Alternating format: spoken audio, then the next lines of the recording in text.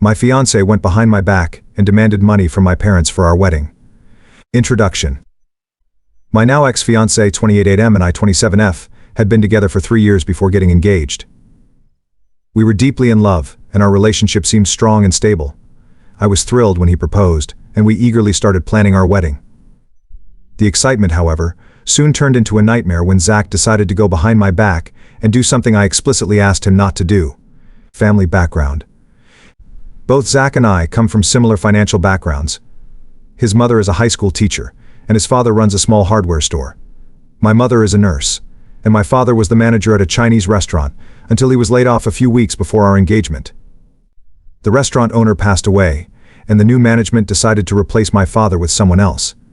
This unexpected job loss hit our family hard, especially my dad, who was in his late 50s and struggling to find new employment. Seeing my father's distress, my mother and I encouraged him to pursue his dream of starting his own diner. With his extensive experience in the restaurant industry, we believed he could make it work. After a few weeks of preparation, my dad's diner finally opened. It was a modest start, but we were hopeful it would grow into a successful business. The wedding plans. From the beginning, I made it clear to Zach that I would handle the expenses for our wedding. I didn't want to burden my parents, especially given my father's recent job loss and the financial uncertainty surrounding his new diner. Zach and I had a heated argument about this a few weeks after our engagement. He believed that our families should cover the wedding costs so we could save for our future together.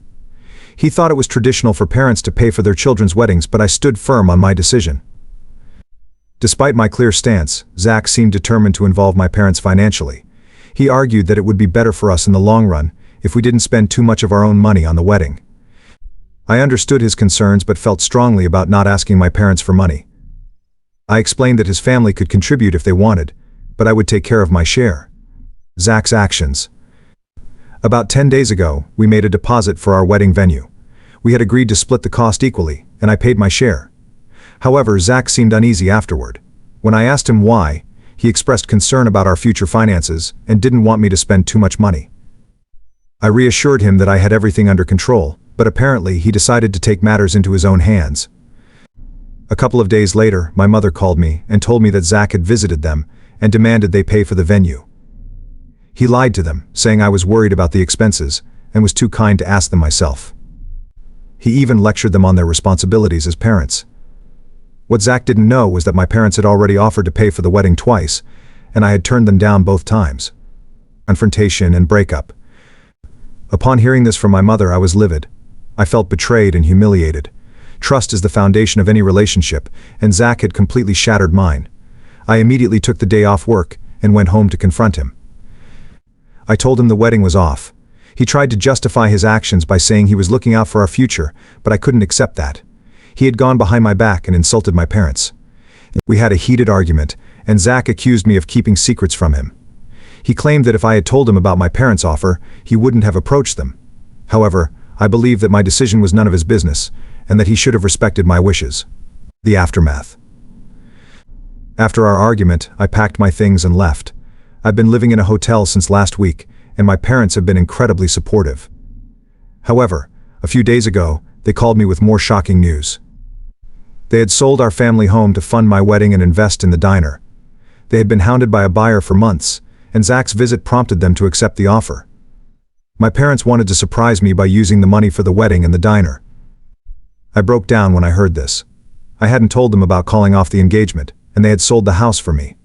I apologized to my parents, and they assured me it was okay.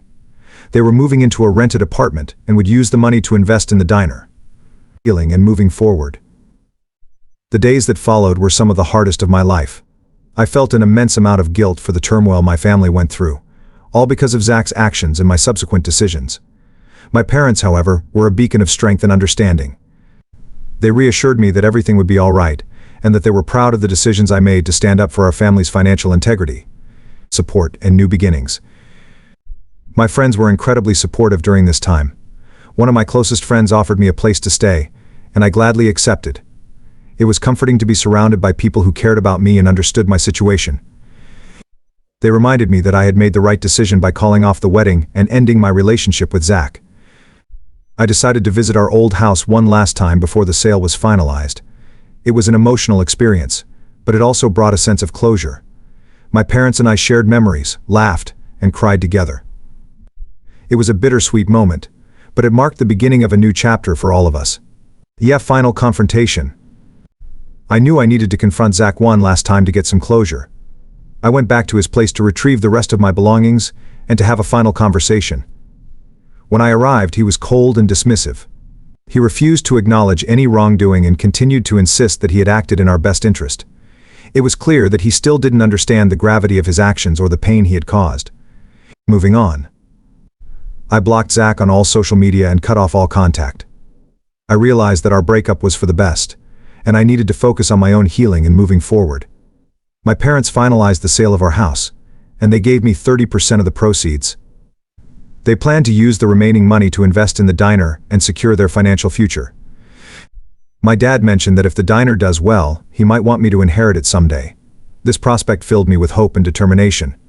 I wanted to make my parents proud and support them as they had supported me. Looking forward. I'm currently living with my friend and working on rebuilding my life. I've started attending therapy to work through the emotional trauma of the breakup and to learn how to trust again. I've also thrown myself into my career, focusing on my professional growth and setting new goals for myself. My parents' diner is starting to gain traction, and I help out whenever I can. It's a small way to give back and show my appreciation for everything they've done for me. I've also started saving money for a place of my own, and I'm optimistic about the future. Conclusion. Ending my engagement with Zach was one of the most difficult decisions I've ever had to make, but it was the right one. His betrayal and disrespect towards my family were unforgivable. However, this experience has also taught me valuable lessons about trust, communication, and the importance of standing up for what I believe in.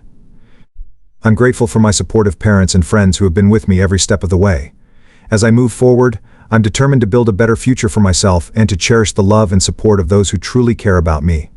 Story 2. My coworker spread rumors about me, so I confronted her and cleared my name. I work in a competitive office environment, and gossip spreads quickly. One of my coworkers, Linda 32F, started spreading false rumors about me, claiming I was having an affair with our boss. The rumors affected my reputation and work relationships. I decided to confront Linda privately. I calmly told her I knew about the rumors and asked her to stop. She denied everything, but I had witnesses who confirmed she was the source. I took the issue to HR and provided evidence. HR conducted an investigation and found Linda guilty of spreading false information. She received a formal warning, and the rumors stopped. I cleared my name and regained the trust of my colleagues. It was a difficult experience, but standing up for myself was worth it. Story 3. My friend's husband tried to hit on me, so I told her and she left him. My friend, Megan 29F, and I 28F have been close for years. She married her husband, Chris 30M, 2 years ago. Chris always seemed like a decent guy, but recently he started making inappropriate comments and trying to flirt with me.